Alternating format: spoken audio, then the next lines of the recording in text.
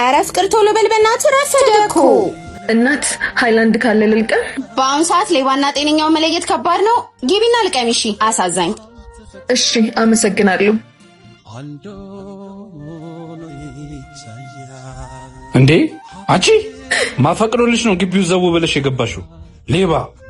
እንዴ አትናገሪም? ምን ይዘጋሻል ሌባ? አሁን ደግሞ ሙዳችቹ ሆናለች። አምጪ። ኧረ ቆይ ጆሲ። እንዴ ማሂ እዚህ ምን እየሰራሽ ነው? እኔማ ሃይላንድ ልሰበስብ ገብቼ ነው። መቼ መተሽ ነው? ማለቴ እዚህ አልነበርሽም አይደል? ከመምጣቴ በላይ እዚህ መገኘቴ ነው አይደል? መቼስ ግራ ይገባ።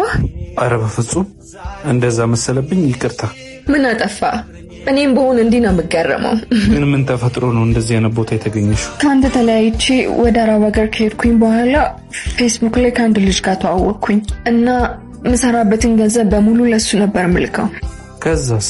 እሱ አለልኝ ብዬ ስመጣ ከልጅና ከሚስቱ ጋር ኑሮውን አመቻችቶ በብሬ ተደላድሎ አገኘሁት። ይሄንን ሚስቱ ታውቃለች? አዎ እየተመካከሩ ነው ገንዘቤን ሲበሉኝ የነበረው።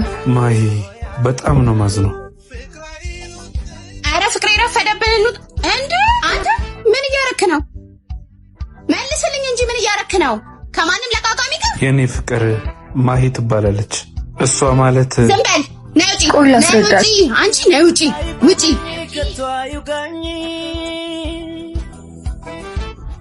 ጉልበቴ አትዛላደራ ችግር አደራይኝ